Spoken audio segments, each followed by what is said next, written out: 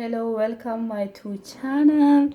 Reading boy, let's go. Book 1984. The little man sat down while his eyes, and yet so with a surreal light era the era of the world enjoying privilege. Wisdom regarded him out of the corner of his eyes.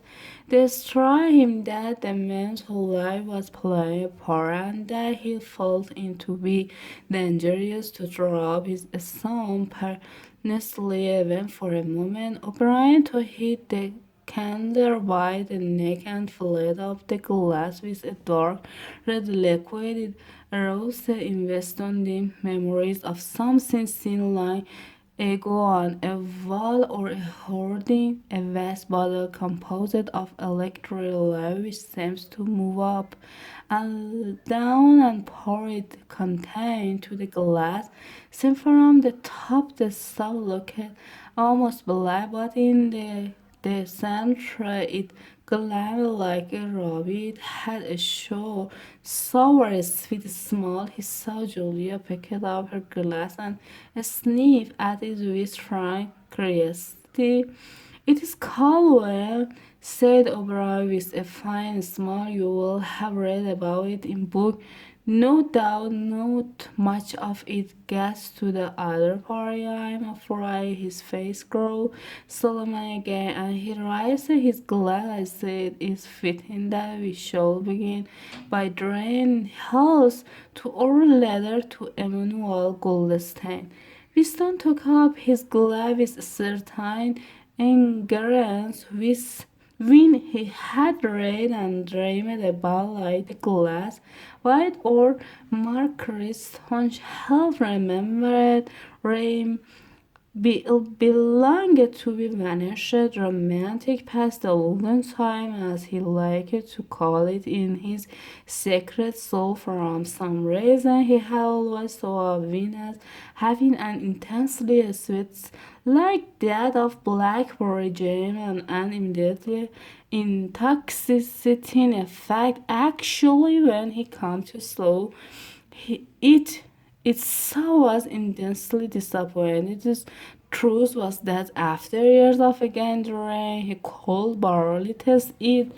He sit down the empty glass. "Then there is such a person as Goldstein," he said. "Yes, there is such a person. He is alive. I do know where I do not know, and consequently the organization it is real. It is not simply any invention of the third police.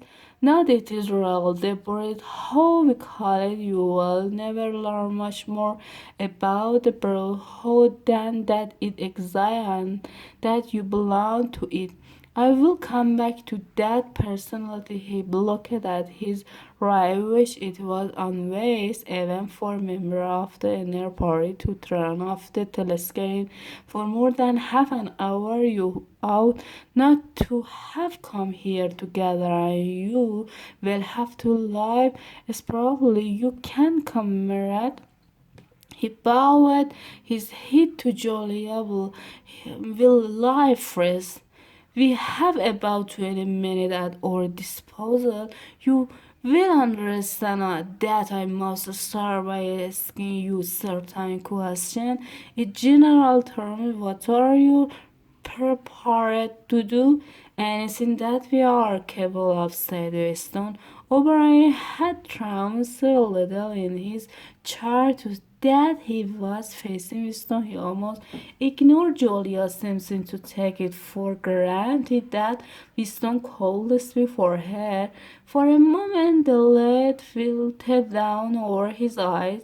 He began asking his question in low, expressionless ways, as though his very routine, a sort of catching most of whose answers were now to him already. "You are prepared to give your lives?" "Yes." "You are prepared to commit a murder?" "Yes." "To commit act of sabotage which may cause the death of hundreds of innocent Said Papal, yes, the battery your country to foreign power, yes.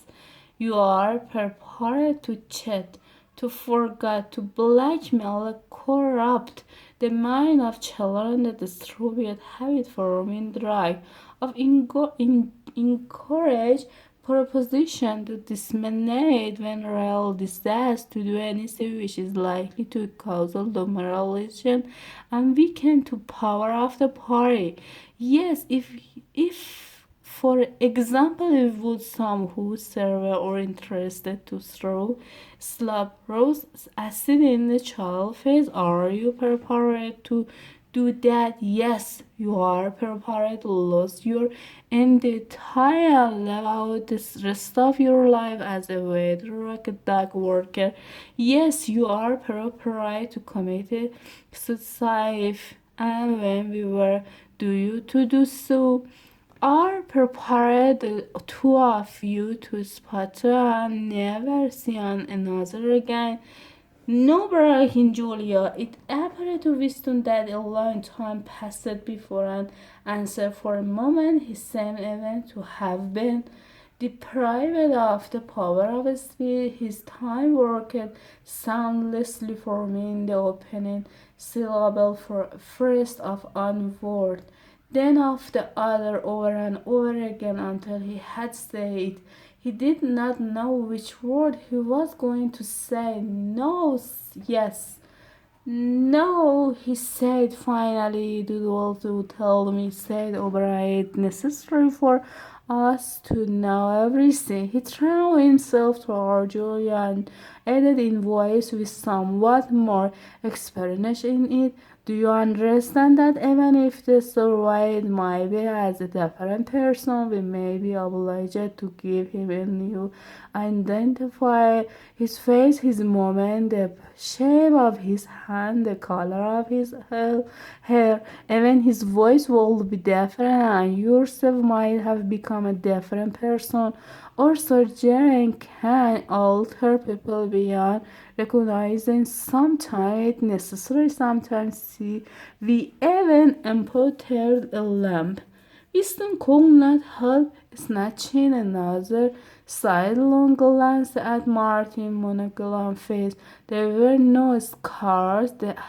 He could see Julia had trimmed the shade paler so that her freckles were shown, but she faced O'Brien boldly. She murmured something that seems to be assent. "Good, then that is startling." There was a silver voice of cigar on the table with a rather absent-minded air. O'Brien pushed them toward.